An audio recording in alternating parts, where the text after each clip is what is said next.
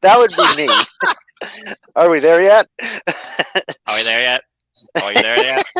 Are we there yet? We'll get there when we get there. How many times have you heard people say that, especially when you're on the road to someplace big and the family's so excited to get to the final destination? Well, guess what? Like any trip, you got to have a pit stop. You know, you got to go to the restroom. You got to go to a restaurant. Well, today's pit stop is Wrestling Exit 21, as tomorrow, April 21st, marks the final stop on the road to WrestleMania, as we have before us Fastlane. Hello, everybody. Good evening, good morning, good night, whenever you may watch these, either on live or on demand. My name is Noah Foster, and I am the Simple Man and the No DQ League official of No DQ. And with me, once again, is the dynamic duo. We are the No DQ Galaxy Trio. Once again, please welcome back, representing Meltdown, Jeff Chadwick, and, of course, my brother, All Elite, representing Team All Elite. And, of course, he is the biggest Bret the Hitman Hart fan I know. It's my other brother, Mark Griff. Mark, how are you, first off? And how excited are you for Fastlane tomorrow? I'm definitely excited. We are literally on the fast lane, pun intended, to WrestleMania, and I'm so excited for it. So, daggone right. And Jeff, always good to see you again, man. How are you? I'm doing fantastic. I, too, am as excited as he is. I'm excited there's more than 5 matches. That's what I'm excited for. I saw 7. And I was loving it. Yeah, I was like, oh, it's another 5-1. Then SmackDown. No, we got 2 more for you, including a title match. Yeah, they stacked on us this time. And again, I'm like, why have a stop before WrestleMania at the Elimination Chamber? Well, the more I question it, the more I get confused. But the bottom line is this: 7 matches. And of course, it's being main evented, I would hope, anyway, by, of course, the head of the table. And of course, Daniel Bryan, but we'll talk more about that later. So with that being said, let's get right into the discussion. And again, No DQ Galaxy and wrestling fans galore, you have an opportunity to let your opinions and voices be heard. Come join the No DQ Galaxy Predictions League, where honestly, it's anybody's game as we near the end of quarter 1. The link will be, of course, in the description down below. And shout out to those so far who are participated, including but not limited to Charlene, Mr. Tito, my friend Meg Chiba, King A-Train, Casey, Scott Cater, Ronnie D. Holt, Gina. Oh, she literally just put hers in. And, of course, last year's league winner, the analyst Michael Wayne, among so many others, including these 2 gentlemen. But they're doing theirs live right now. Doesn't mean I don't expect them to change on the forum. But I digress. With that being said, let's go ahead and get right into the discussion. The first match we'll talk about, I feel like, is one that I'm like, are we trying to retcon WrestleMania 23? You tell me.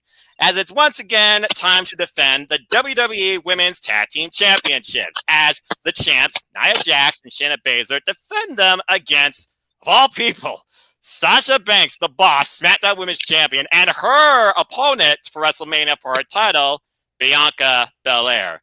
Now, we saw on SmackDown, of course, these 2 had their own singles matches, but, of course, the other one that turned into a complete debacle when it was Shayna Baszler and Bianca Belair, Natalya and Tamina decided to show their face. So you got to wonder, is this foreshadowing for what could happen at WrestleMania? And with all the back and forth, it seems, between Bianca Belair and Sasha Banks, who really is the one with the most momentum heading into this match? Can they get on the same page, or is this going to fall apart because Bianca sees a bigger prize in sight? Mark, I will start with you on this match. Give me your thoughts on this. Do you see new champs? Just a quick answer, no, I don't. I know they're teasing a little dissension with Nia Jax and Baszler coming off of Monday, but I wouldn't, put too much stock into that, to be honest with you. But I think, honestly, that Reginald, he's played a consistent part in all 4 of these ladies' road to WrestleMania, and I don't think it's what we think it is. I could save this topic for WrestleMania, but I really think that Regional is behind. I think she's involved with Bianca Belair this whole time. I think he's been sent in as a mole, but that's just me. I think it's just but long story short, I'll save that topic for WrestleMania. I think that we will I do think Nia and Shayna both will retain both their championships. All right, fair enough. That's a very interesting idea, considering we have seen how underhanded long-term booking can lead to insane results. Aces and eights. Just saying. Jeff Chadwick, your thoughts on this match. Do you see Bianca and Sasha basically going into what feels like a WrestleMania 23 setup, only to lose the titles immediately the following night? Well, first off, go back to the image. Go back to the graphic. I want to show you something. Does Nia Jax look better with blonde hair? Come on, tell me. First of all, I think she looks better with blonde hair. Anyway, I digress. I think personally, the fact that yes, there is a little dissension in the ranks, and yes, Reginald has been involved. I don't see Bianca and Sasha winning the titles and going into WrestleMania as champs, and them going for the women's title at the same time. I don't see that happening. Reginald, I believe, will pay a little bit of a issue with the outcome of the match, but it's going to turn in the favor of Nia Jax and Shayna Baszler. It's funny that we didn't have Reginald on SmackDown, actually, too. I think this is the first time we haven't had Reginald on WWE TV, so it makes you wonder. But he's enjoying the new clothes. That's what it is. I mean, he's got enough suits. I mean, to be fair, I'm kind of jealous. I could use more suits, but that's a whole nother topic for another day.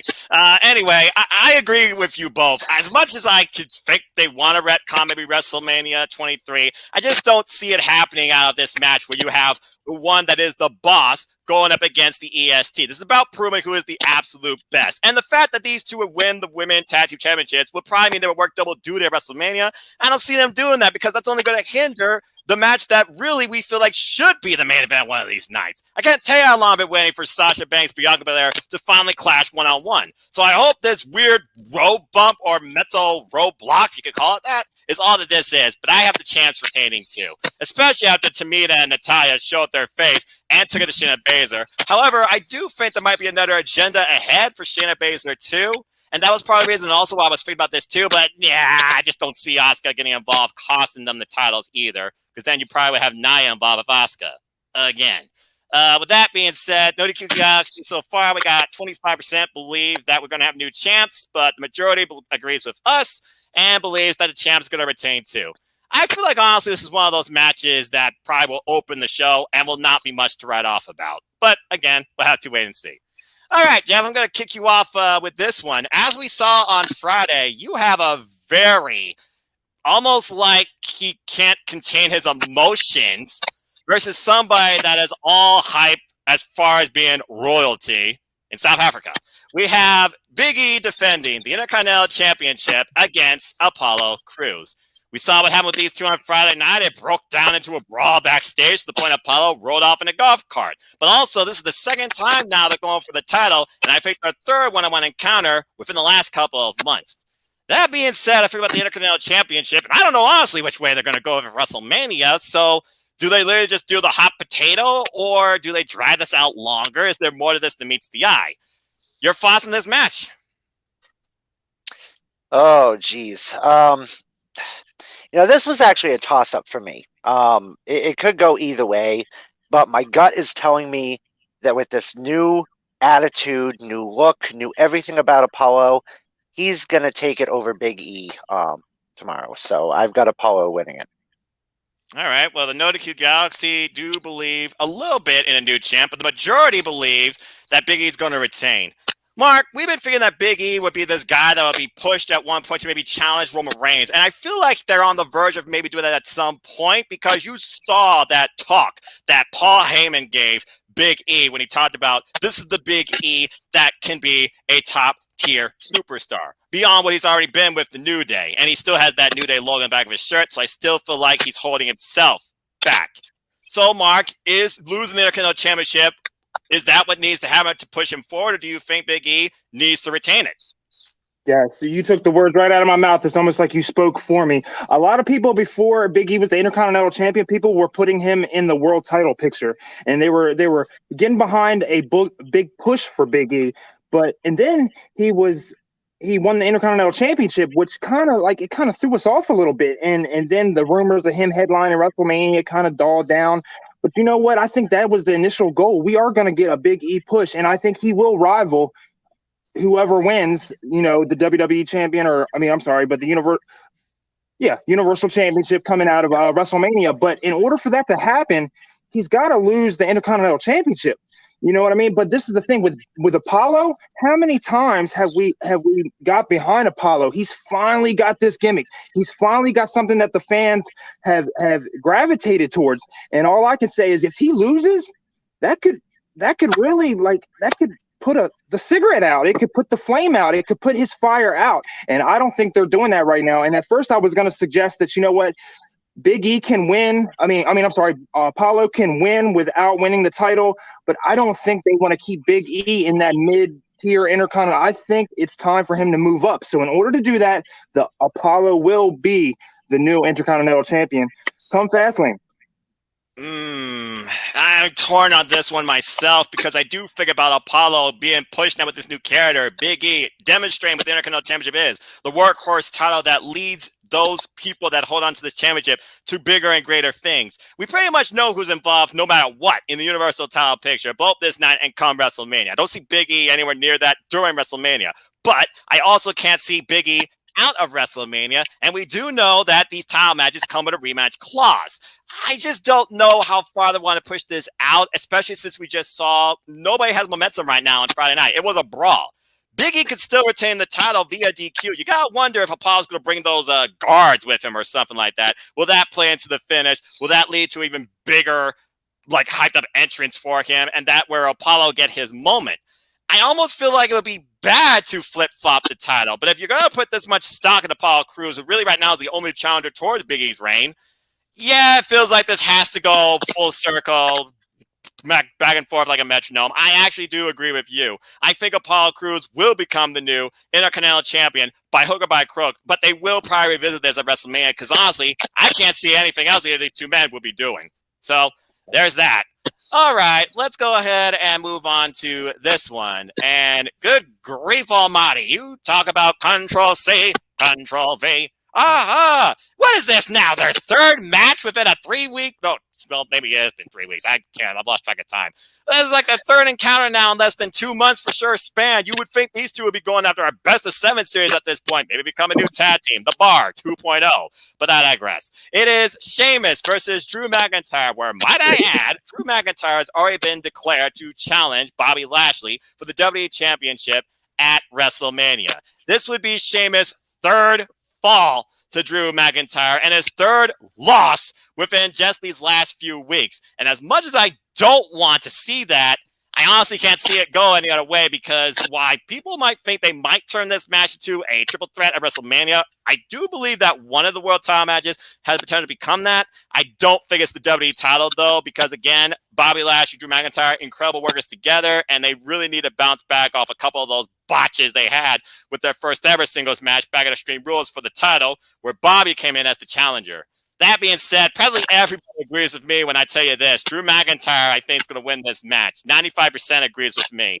But let's see if either of you are bold. So with that being said, Mark, does Sheamus finally get a win here? And do you see that catapulting him towards maybe triple threat involvement at WrestleMania? Or does he lose again? And if he does, what the hell does he need to do? This is the thing. I looked for every reason I possibly could to pick Sheamus here, just to stand out. But I couldn't find a good reason for Sheamus winning with Drew going into WrestleMania with that match against Bobby. And of course, people are suggesting a triple threat match and this and that. This is what I came up with. I'm going with Drew.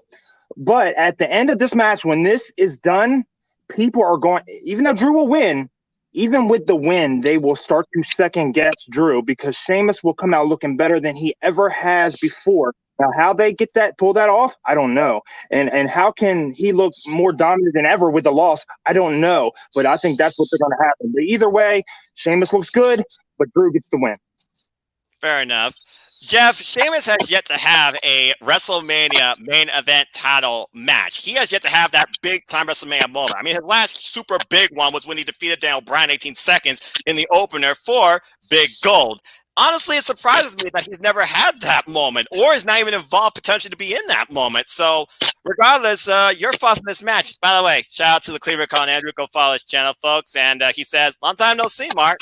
So, there you go. With that being said, Jeff, your thoughts on this match. What happens with Sheamus and McIntyre? 3.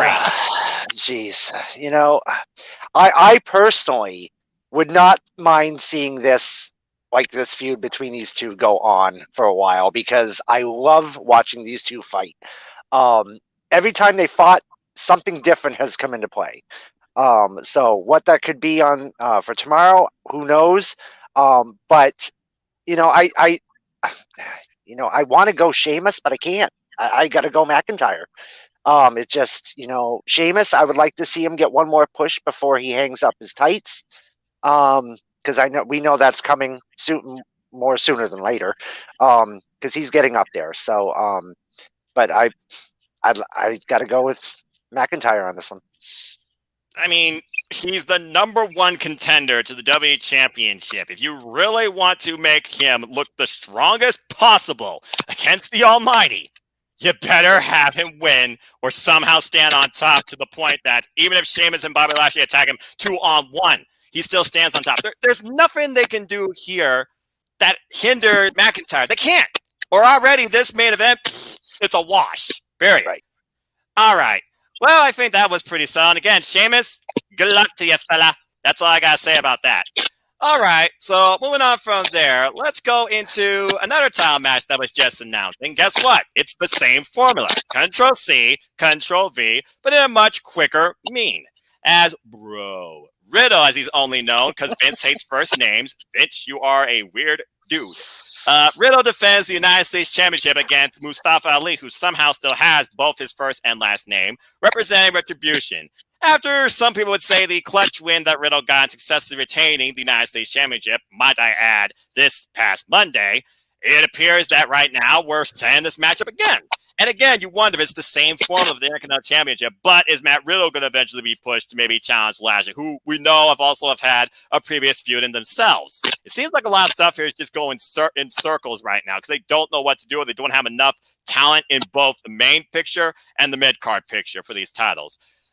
With that being said, Jeff, you start this one off. Do we get a new United States champion, or is Retribution at this point pretty much buried? Retribution, I think, has been buried for a little bit. Since their most recent losses, their streak of losses, and Mustafa, you got to pronounce it right, God forbid. He's been on a losing streak. He's trying to get everybody, yelling at everybody and everything like that. I think the ground is breaking underneath Retribution. And Mustafa needs this win. However, he's not going to get this win. I think I've got Riddle winning it and keeping his title. And I think this is going to be the straw that breaks the camel's back for the whole group.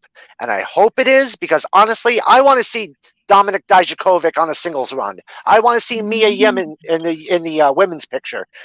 Shane Thorne, I wouldn't mind seeing him in like the U.S. title picture or the Intercontinental picture. I mean, and Dio Madden, well, I don't know. He could probably be a good manager, maybe. But it's. I see it. The ground's breaking, and it's gonna fight. They're gonna fall through. I have a feeling that's gonna happen. Yeah, and they all just turn their leader and beat him down. While he's like, "You guys failed, but you failed because you lead by example, and you couldn't get the job done." Exactly. A couple people do believe in Mustafa potentially beating Riddle, but the majority believe that Riddle's going to retain. So, Mark, where do you stand? Does the original Bro keep going with the red, white, blue, and gold? Absolutely. Jeff almost took the words right out of my mouth, but honestly, I even took it a step further. I even booked it myself. I think T-Bar specifically will be the one that cost Ali his title, and I think they've already hit rock bottom, and I think that this is the straw that's going to break the camel's back. And when I think of success, I don't think of Retribution. Let's just put it to you like this. Let's just say Ali wins it. I don't see them booking Ali in consistent programs from Fastlane into WrestleMania. I don't see it. I see Riddle retaining here. Oh, there you go. Yeah, I just don't see Riddle after the shocking win at Elimination Chamber, losing the title just now to what honestly is like his second opponent towards his title. Because before this, he was facing John Morrison for the title, and of course, he beat John Morrison too. I feel like Riddle can definitely raise the game and identity of the United States Championship, and I feel like he's one of those people that is in Vince's favor based on his style. So, with that being said, I agree with you both. I think Riddle is going to retain. And I want a scooter. Just saying, I want a scooter. Yeah. Good point. All right. Well, let's go ahead and move into another grudge match. And I must admit, this one kind of intrigues me because it feels like we're finally getting the Nakamura we all know and love from NXT. But how far does that go on SmackDown when you go up against the Messiah, who I still feel like right now is trying to figure out himself. He's got to burn it down Fiend back too. Though Buddy Murphy right now, he might want to get back underneath him. So I don't know where the hell this is going. But I know this. These two have not faced each other, I think, one-on-one action since, honestly, that special exhibition at Survivor Series, and Seth Rollins won. Totally different identities here, though. So with that being said, Shinsuke Nakamura, he's doing this in support, of course, of his good friend Cesaro that Seth basically took out after Seth felt like he was embarrassed. And Seth Rollins, he basically feels like he's been disrespected now, both by Cesaro and Nakamura. So he's going to use Nakamura as an example. I don't think this is going to lead eye for an eye, God forbid. But I do think I see Cesaro versus Seth at WrestleMania, regardless of result. With that being said, though, right now, Nakamura going as face. I don't know where this is going, but I don't see Seth losing because the bigger picture here, it's Seth versus Cesaro. I have Seth winning. Jeff, your thoughts on this match? Yeah, I completely agree. As much as I hate to say Nakamura is on the losing end of the battle here, because I love Nakamura. I like him face or heel. A fantastic athlete. Yeah, I've got Seth Rollins winning it. With him coming back and starting this feud with Cesaro, as you said, for WrestleMania, or lead up for it, and Nakamura now getting involved in that match. Yeah, I see Rollins taking it. So there you go. And the majority agrees with us. Seth Rollins, 87%, but there's a couple that believe in Nakamura. I still feel like people believe Nakamura should have been at one point WWE champion, Universal champion, whatever you want to call it. I feel like people at this point wonder if Nakamura is truly happy. I know that's even been pulled out in question too by Nakamura himself. With that being said, thinking about all that as well that might come into play here. Mark, your thoughts on this match? I mean, where does Nakamura stand? You know what? I'm gonna go against what I thought I was gonna pick. I think Cesaro is gonna cost Seth Rollins here. I'm gonna go with Nakamura, man. I think Nakamura's gonna get the win. I think that there's a way to book both of them to come out of this match, and both of them still look good. I think Seth Rollins is gonna have a performance of the night, but I think Nakamura is going to be the one that gets the win. I think Cesaro is going to come out there and cost him. And this is the thing. That's kind of like a heelish thing to do, right? You know, call somebody. But this is the thing. There's kind of a grudge there. You guys know that Cesaro is not playing, and people want him to stand tall at WrestleMania. So I think it'll ultimately be Cesaro and Seth at WrestleMania, but I think Cesaro will be the one that costs Seth Rollins to push him completely over the edge. And even Seth himself will not want to run. He will face Cesaro man-to-man. And I think Cesaro will ultimately get that win at WrestleMania. But to start that, Nakamura's got something to say about it. That's fair, right? I like that. I like that a lot, especially because, again, since Nakamura and Cesaro were SmackDown Tag Team Champions, and we're still figuring out the SmackDown Tag Team division, but I digress. And, again, I can see that because sometimes even as face, those type of dynamics, they do work in your favor against a heel. We've seen plenty of faces do that. So it would be a nice surprise, but I also do agree this potentially has the potential to be match of the night, maybe, if perfectly just called down the middle, but we'll see what happens. All right, now this one, I don't even know what the hell to think, but cinematic, non-cinematic, there's only one thing I have to say. Let him in. That has to be the end game here. As Alexa Bliss takes on, and you're reading it right, Randy Orton. We have seen this go on now forever since the Fiend got burnt to death. Love the shirt. And we've seen these mind games now to the point Alexa Bliss has literally been channeling supernatural, like, bile from within Orton to cause him to gag and literally talk to himself. This is going to be an absolute mind game. I don't see this being a match. This has to be an angle because Randy Orton had the chance to burn Bliss, didn't do it. Says he wasn't going to do that. Give her the satisfaction. It's like Bliss wants to be back with the Fiend while she's still under the influence of the Fiend, but it's like she's also channeling the Fiend herself, maybe summoning him from that Jack in the Box. I don't know. The bottom line is this. What happens here?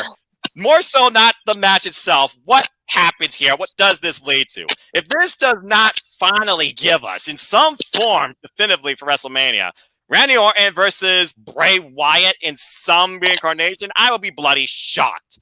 With that being said, I gotta go with that idea. It has to be Bliss. I don't see this being a normal match.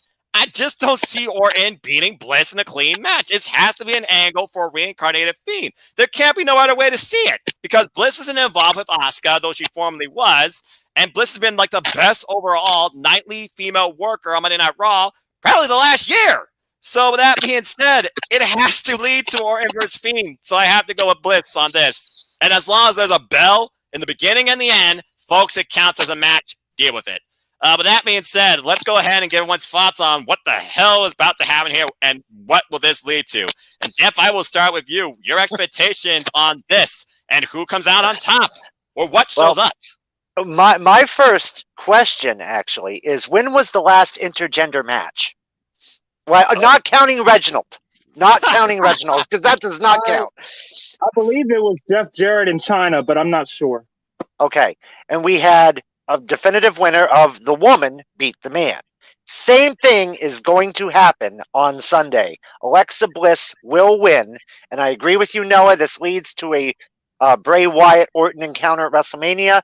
But this right here, I'm telling you right now, it's not a prediction. This is a spoiler.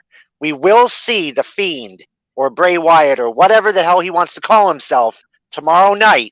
He will show his face, which will give Alexa the win. So he's going to play a part in the match tomorrow night. I have a hunch. If nothing else happens at Fastlane to make it memorable, this has to happen. Yep. Mark, your expectations of this. What do you see Bray Wyatt coming up with? I think that this is going to be more like a cat and mouse game. I think there's going to be a lot of chasing one another back and forth. I think it's going to be a lot of some spooky stuff and all kinds of stuff. I don't even know what to expect, to be honest. And I was actually going to suggest no contest. I don't even know if there's going to be a clear-cut winner. I wouldn't be surprised if both of them just disappeared and the show went off. But I can say that my suggestion is I think that Randy is going to have Alexa to the point, to no return, to where Alexa could be facing her end storyline, and it forces the Fiend's hand, and he does come back, but he comes back just right after the 3 count. I think Randy gets the win, but Randy crosses the line with Alexa, which ultimately brings the Fiend back for their Firefly Funhouse match at WrestleMania. It's going to take Randy almost taking Alexa completely out to bring the Fiend back up. That's what I think. Yeah, I see Bliss morphing between her characters. I can see Bliss maybe bleeding and laughing maniacally while that's happening. I can see ghosts of Orton's past haunting him during this match. Undertaker, Triple H, John Cena, because again, Bray Wyatt is a master manipulator when it comes to mind games. Look what he did with Cena in what was anything but Rocky Horror Picture Show 2.0. So again, what do you call that? It's a freaking time warp up to the left, okay? Except there's no sweet transvestites included in this. I'm sorry, but thank God. But still, I just was like, turn the channel. I'm just saying.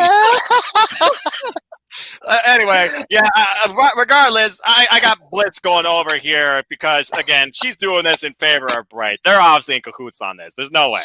And kudos to Randy Orton, who's definitely been one of the best workers this entire friggin' pandemic era of WWE. And, again, the sky's the limit. All right. So we talked about what could be the wildest angle. Now, let's see how this story plays out, because people have been saying that at least one of the world title matches could be a triple threat at WrestleMania, with one man being the ultimate opportunist, one man taking the ultimate opportunity, and one man claiming himself to be that ultimate opportunity. I think that very well could happen here because we have all 3 involved. But this is a Fastlane rematch brought back, and I feel it's going to be better than ever. It is the Tribal Chief, Roman Reigns, defending his Universal Championship against Daniel Bryan, who truly feels like right now this is all or nothing, as he feels he's at the end of his game. Now, I don't think I need to go around and seriously ask, hey, who's going to win the match? Who's going to have the title? Because I think you have to be stuck in gear stupid to think Roman Reigns is dropping that belt. But you got to figure about the outside influence here, as we saw, and by the way, impressive, he beat Jey Uso, Edge beat Jey Uso this past Friday to be the special guest enforcer in this match. Does he cost Daniel Bryan? Does Roman Reigns use that to his advantage and have Edge and Daniel Bryan have a fight amongst themselves? Does this match end in DQ? And do we get the triple threat because of some screwy shenanigans? Because I still feel like Jey Uso is going to show up. There's a lot to think about here as far as the story goes with who, again, has been the best thing character-wise to happen in WWE in the last decade, really rewritten the game, Roman Reigns. With that being said, Mark, I'm starting with you on this. Break down the story you think that's going to happen here, where Roman obviously retains the gold. But what is the final outlook on his road to WrestleMania? Okay, I'm gonna say right now, I'm gonna go with Roman. That's obvious. But you want to know something? I want to share a little something. And there's a friend of mine on social media that has picked Daniel Bryan, and he is 100% certain. I've never seen somebody more certain that Daniel Bryan was winning this. And I think to myself, what is he seeing that we aren't? Because he's very knowledgeable. It's not like somebody that isn't a fanatic like I am. What is he seeing that we aren't?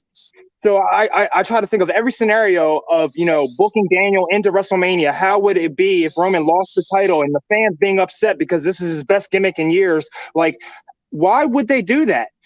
I just come to the conclusion that they're not. Roman's winning this regardless, man. Roman is winning this, and it's going to be Roman versus Edge at WrestleMania, man.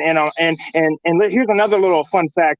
On WWE.com right now, they have Daniel Bryan, the best of Daniel Bryan's videos, labeled as a 2021 Hall of Famer. I don't know if that was by accident. I don't know if it was a mistake. I don't know or what it was. How do we not know he might not lose? He might win here, lose at WrestleMania, and then ultimately retire. Was this a mistake? Was it a botch? I don't know. But either way, if I'm putting my money on it, I'm going with Roman. So I feel like it's weird to think Daniel Bryan not involved in WrestleMania, but the last time he faced Roman Reigns again at Fastlane back in 2015, the only match that mattered that entire night, he lost, still found his way into WrestleMania, ended up becoming Intercontinental Champion in a ladder match. I still feel like Daniel Bryan's going to find some way to have a WrestleMania moment, but I just don't see him involved in the Universal Championship picture after tomorrow night. And literally practically everybody, except for maybe that one still you're talking about, believe Roman has to retain.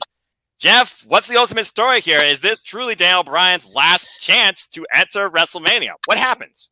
Oh, wow. Jeez.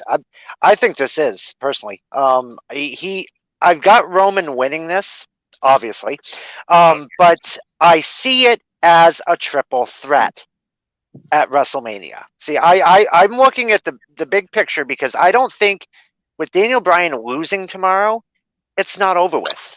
Because him and Edge, I mean, it doesn't matter who actually wins the title. Whoever goes up against Edge is going to have a damn good match, whether it be Daniel Bryan, whether it be Roman Reigns. So you put both of those in the equation with Edge at WrestleMania, and you've got a match that's going to blow the roof off the place. So I see the triple threat happening at WrestleMania, and that would be Daniel Bryan's last opportunity to go main event. So I think that's what's going to happen. And not really a gut feeling this time, but I got a good sense to think that is what's going to happen. Well, Daniel Bryan did endorse as Cesaro, and for a moment we thought Daniel Bryan and Seth Rollins would become a thing. I know Kevin Owens' very beginning wanted to become a tag team with Seth Rollins. We saw how that got turned over, and we don't know what Kevin Owens' fame might be. Honestly, they might do that, actually, now that I think about it. But I guess, again, when you think about the whole idea of selling spear versus spear, Edge versus Roman, biggest match possible, Edge claiming he won this, he doesn't like the way Daniel Bryan is doing this to try and prevent this match from happening that Edge clearly wants. And again, Edge being the ultimate opportunist, like Daniel Bryan's taking a page out of Edge's playbook, I'm kind of surprised Edge doesn't like that, just saying. But again, we're going to have to wait and see. Some people actually believe that Edge may cause a no contest, and some people do believe it could be a triple threat WrestleMania looking at these comments. And as far as Bliss and Orton goes, someone says Bray Wyatt returns after Orton wins, or he costs Orton the match, and then it's Randy Orton versus Bray Wyatt at Mania. So Fiend return should be a nice pay-per-view. Some overall conscious, positive thoughts as we close, because literally that's it. It's weird that we don't have any tag team championship match. Well, I guess we know one tag team championship match is happening at WrestleMania, but we have no idea what's happening with the SmackDown side. Maybe they'll figure that out on the kickoff, because I'm sure they'll do something weird on the kickoff. But bottom line is this. As far as a final rest stop, pit stop, whatever you want to call it, I think this pay-per-view is going to be okay. And honestly, do I feel it's unnecessary? Yes, but it's WWE. It is what it is. You got to sell Peacock somehow, because, again, it's the first pay-per-view now that's going to be on Peacock, because as a subscriber since day one, RIP WWE Network, come April, it's been a hell of a run. But that being said, folks, that's it for Fastlane. So let us know your thoughts in the comments down below. Come join the league if you haven't already. And good luck to both you gentlemen, and good luck to everybody in the No DQ Galaxy. Let's see who takes the night as we head towards the biggest week of the year, WrestleMania week. With that being said, let's go around and plug some stuff so people can find a way to connect with us. I will start, of course, with you, Mark. Where can people connect with you? Of course, you can connect with me on Facebook. I got a Team WWE page. You can find me on Facebook as well. Mark Griffith. On Twitter is Mark Griffith, but instead of the H, you add the 2. Mark Griffith. Take the H out, add the 2. It's kind of hard to remember, but just put the 2 at the end of my name instead of the H. But yeah, I think Fastlane is going to be. Actually, I think it's a pretty stacked card. I'm actually really excited about it, and I wouldn't be surprised if they add Sammy and Kevin at the last minute. You never know. There might be a post come out at the end of the night tonight, and Sammy and Kevin are on there. If that's the case, I think Kevin's going to win. But overall, I'm looking forward to the last stop to WrestleMania, and I thank you guys for tuning in to the predictions, and looking forward to next time. So thank you, Noah, Jeff, and yeah. Absolutely, brother. Anytime. Like I said, I think this is becoming a regular thing. But how we're going to do this for TakeOver WrestleMania, we're going to have to build a group chat and really synchronize our schedules. But I digress. We'll worry about that then. Speaking of which, Jeff, always a pleasure, man. I know you have a Meltdown, but is there anything else you're working on or anything you want to hype up for Meltdown? And where else can people find you if you have anything else building? Well, you can look me up, Jeff Chadwick, on Facebook. You can obviously Meltdown on Facebook. What we're hyping up right now, we're getting down. We're going to find out who's going to make it to the Final 4 in our Season 1 tournament. So Fastlane coming up. Who's going to make it to the Final 4? Guess you'll have to tune in on the pre-show and the post-show and find out who moves on one step closer to WrestleMania. As a participant in a different wrestling league who's in a Final 4 of that in itself, I will definitely see you, Meltdown Community, in Season 2. Get ready. With that being said, Jeff, thank you again. Always a pleasure. And ladies and gentlemen, you want to know more about me? Know this. I'm just a simple man and a lifelong fan of wrestling. So follow me on Twitter at nfoster1916. You want some positive motivation, wrestling memorabilia, or autographs for your day like this? Follow me on Instagram at nfoster1916 and keep following the Civil YouTube channel for simple live wrestling content, predictions, coverage, summaries, outlooks, all the time, out of nowhere, sometimes scheduled at youtube.com/c/NoFoster210 for all things wrestling. And shout out to AEW Friendly on Twitter. There's a lot of content coming up. I will be doing AEW Spark very soon. I had some dental work done, so that's why me and Mark have not reviewed Revolution. Might be today, might be tomorrow, it might be Monday. We'll figure it out from there. There's other stuff coming up too with the new podcast I started with the ACW crew, the ACW View. We'll be talking about women's wrestling and WrestleMania week in full, including the Hall of Fame and TakeOver. By the way, congrats to Eric Bischoff. Long freaking overdue. Best Raw GM of all time, and I dare someone to fight me on it. Also, there'll be coverage for New Japan as we have the New Japan Cup finale tomorrow morning, where either Shingo or Ospreay will win it all. We'll have a first-time-ever winner, and I cannot wait. As well as NWA is back, and they're back for the attack tomorrow ahead of Fastlane, where we have Camille versus Thunder Rosa. My God, that match on AEW, but I digress. Save that for Spark. And, of course, we also have Nick Aldis headlining the show, defending Sweet Shot at 10 pounds of gold against the real Aaron Stevens. So stay tuned, folks. There's a lot of wrestling content coming up in the short term, not only on this channel, but just in general. Also, Dustin Rhodes, he will be showcasing his students tonight on his YouTube channel for his Dustin Rhodes Academy. I look forward to watching that as one of my all-time favorite wrestlers. As always, I'd like to close. There are no winners, there are no losers, there are no bears. There are just fans with their own outlooks and opinions where we all share this passion in our own way. So at the end of the day, don't judge one another, don't belittle one another, support one each other, and encourage one another. And at the end of the day, folks, whether you are sports entertainment, pro wrestling, something else aside, put your ego to the side and just enjoy life and enjoy wrestling. Simple as that. With that being said, thank you all so much for tuning in. Please like, subscribe, comment, tell a friend. Hit the bell notice video goes on this channel. Hit the subscribe button. Help me keep growing this channel. Shout out to 192 of you. That's women. That's fun. YouTuber creators journey. It's not leaving anytime soon. If we get to 200, because I know Tara's been asking about it. I got these Kit Kats. I will try them out live on video. They're from Japan, because I've always been a Kit Kat fan, and once in a while I need a break. That's my go-to. So I'm curious to try those. But again, folks, just relax in your vehicle, grab a burger, a side of fries, a shake, a drink. Enjoy this wrestling showcase, and head on back out on the road to WrestleMania 37, where we have a two-night spectacular ahead of us. But that won't be the only stuff that week, because I'm sure you people will be involved in either Impact, AEW, NJPW, GCW. Wrestling does not let up or stop. And you think WrestleMania is the only thing going on during that first week in April? You are sorely mistaken. But until then, we'll worry about all that then. So until next time, take care, enjoy life. Tomorrow's never guaranteed. Trust your families. Enjoy wrestling. There's more of it now than ever. Find some promotion, company, character, something that connects with you. Make a friend or enemy out of it too. I don't judge you. Hey, maybe you could challenge virtue. For Jeff Chadwick and for Mark Griff Reviews, I am the Simple Man and NoDQ Prediction League official. My name is Noah Foster. Thank you for tuning in. And until the next video, happy spring to you and enjoy the rest of your day.